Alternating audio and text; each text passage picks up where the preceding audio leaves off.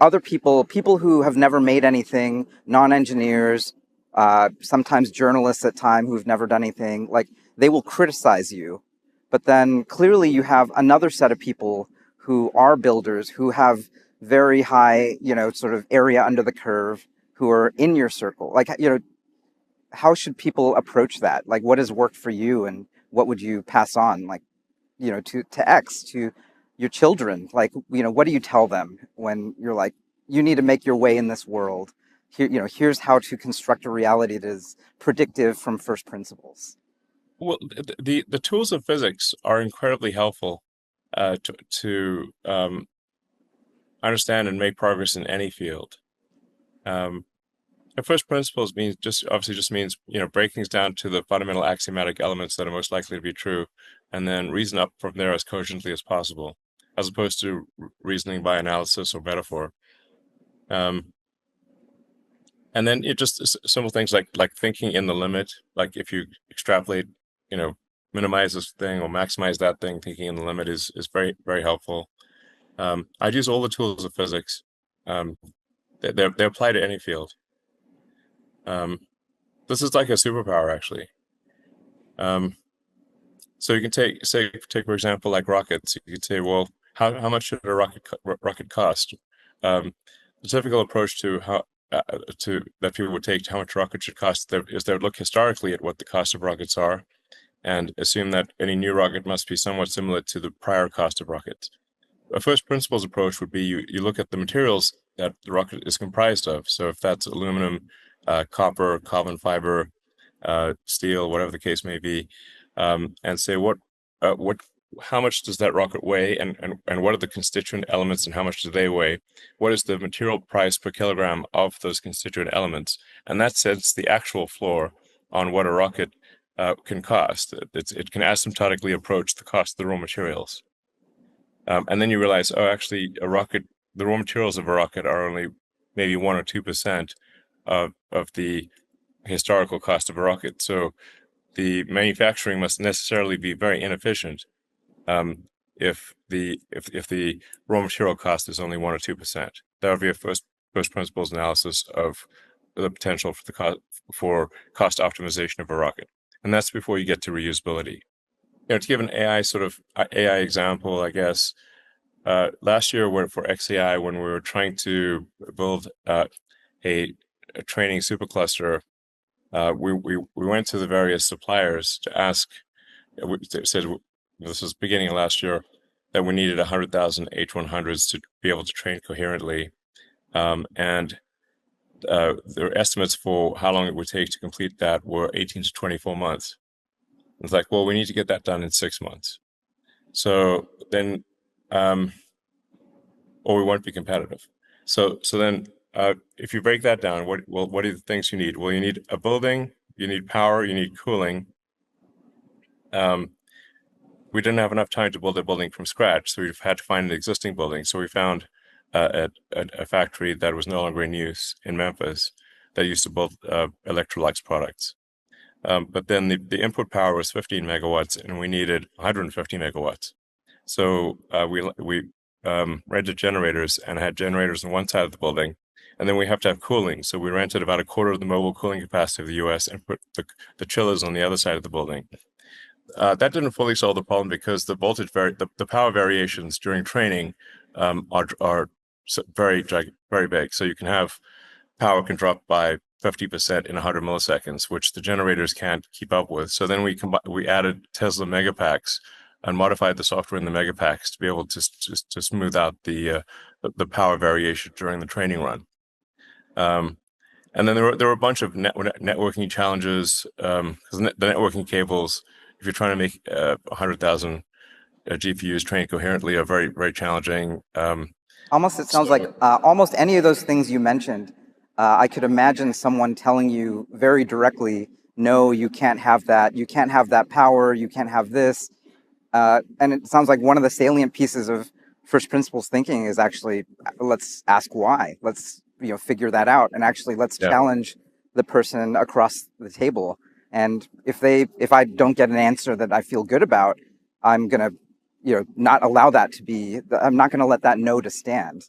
Is that, I mean, that feels like something that, everyone, if someone were to try to do what you're doing in hardware, hardware seems to uniquely need this. In software, we have lots of, fluff and things that, it's like we can add more CPUs for that, it'll be fine. But in hardware, it's just not going to work.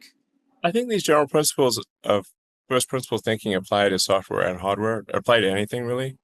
I'm just using kind of a hardware example um, of how we were told something is impossible, but once we broke it down into the constituent elements of we need a building, we need power, we need cooling, we need uh, we need power smoothing, and then we could solve those constituent elements. Um, but it was, and then we just ran the networking operation to do all the cabling, everything in 4 shifts, 24/7, and I was like sleeping in the data center and also doing cabling myself. Um, and there were a lot of other issues to solve.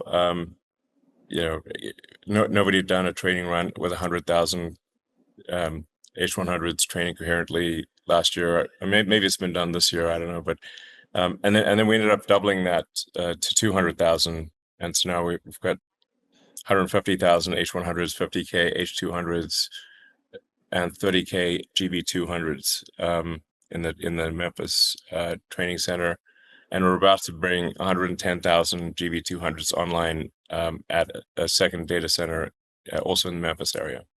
Is it your view that pre-training still working, and larger the scaling laws still hold, and whoever wins this race will have basically the biggest, smartest possible model that you could distill? Well, there's other various elements that beside competitiveness for large AI. There's for sure the talent of the people matter. The scale of the hardware matters, and how well you're able to bring that hardware to bear. So you can't just order a whole bunch of GPUs and they don't. You can't just plug them in.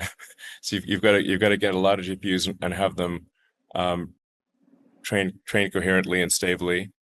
Then it's like, what unique access to data do you have? I guess distribution matters to some degree as well. Like, how do people get exposed to your AI? Those are critical factors for if it's going to be like a large foundation model that's competitive. Um, you know, as many have said, I think my friend Ilya Sutskeyer has said, we've kind of run out of pre-training data of human-generated human-generated data. You run out of tokens pretty fast, certainly of high-quality tokens, and then you have to do a lot of you need to essentially create synthetic data, and be able to accurately judge the synthetic data that you're creating to verify, like, is this real synthetic data, or is it an hallucination that doesn't actually match reality? So achieving grounding in reality is tricky, but we are at the stage where there's more effort put into synthetic data, and like right now we're training Grok 3.5, which is a heavy focus on reasoning. Going back to your physics point, what I heard for reasoning is Yeah. that hard science, particularly physics textbooks, are very useful for reasoning, whereas I think researchers have told me that social science is totally useless for reasoning. Yes, that's probably true. So yeah, something that's going to be very important in the future is combining deep AI in the data center or supercluster with robotics. So that things like the Optimus humanoid robot. Incredible. And yeah, Optimus is awesome. There's going to be so many humanoid robots and robots of all sizes and shapes. But my prediction is that there will be more humanoid robots by far than all other robots combined, by maybe an order of magnitude, like a big difference. Is it true that you're planning a robot army of a sort? Whether we do it or whether Tesla does it, Tesla works closely with XAI. Like, you've seen how many humanoid robot startups are there. Like, it's like, I think Jensen Huang was on stage with a massive number of robots you know, robots from different companies. I think there was like a dozen different humanoid robots. So, I mean, I guess part of what I've been fighting, and maybe what has slowed me down somewhat, is that I'm a little. I don't want to make Terminator real. You know. So I've been sort of, I guess, at least until recent years, dragging my feet on AI and humanoid robotics. And then I sort of come to the realization it's happening whether I do it or not. So you got really two choices. You could either be a spectator or a participant. And so like, well, I guess I'd rather be a participant than a spectator. So now it's, pedal to the metal on humanoid robots and digital superintelligence. So I guess there's a third thing that everyone has heard you talk a lot about that I'm really a big fan of. Becoming a multiplanetary species. Where does this fit? This is all not just a 10 or 20 year thing, maybe 100 year thing. Like it's a many generations for humanity kind of thing. You know, how do you think about it? There's AI, obviously. There's embodied robotics, and then there's being a multiplanetary species. Does everything sort of feed into that last point, or what are you driven by right now for the next 10, 20, and 100 years? Geez, 100 years? Man, I hope civilization's around in 100 years. If it is around, it's going to look very different from civilization today. Um, I mean, I'd predict that there's going to be at least 5 times as many humanoid robots as there are humans, maybe 10 times. Um, and one way to look at the progress of civilization is percentage completion Kardashev. So if you're, Kardashev scale 1, um, you've harnessed all the energy of a planet. Now, in my opinion, we've only harnessed maybe 1 or 2% of Earth's energy. So we've got a long way to go to be Kardashev scale 1. Then Kardashev 2, you've harnessed all the energy of a sun, which would be, I don't know, 1 billion times more energy than Earth, maybe closer to 1 trillion. Um, and then Kardashev 3 would be all the energy of a galaxy. Pretty far from that. So we're at the very, very early stage of the intelligence Big Bang. I hope we're on in terms of being multiplanetary. Like I think we'll have enough mass transferred to Mars within like roughly 30 years to make Mars self-sustaining, such that Mars can continue to grow and prosper even if the resupply ships from Earth stop coming. And that greatly increases the probable lifespan of civilization or consciousness or intelligence, both biological and digital. So that's why I think it's important to become a multi-planet species. And I'm somewhat troubled by the Fermi paradox. Like, why have we not seen any aliens? And it could be because intelligence is incredibly rare.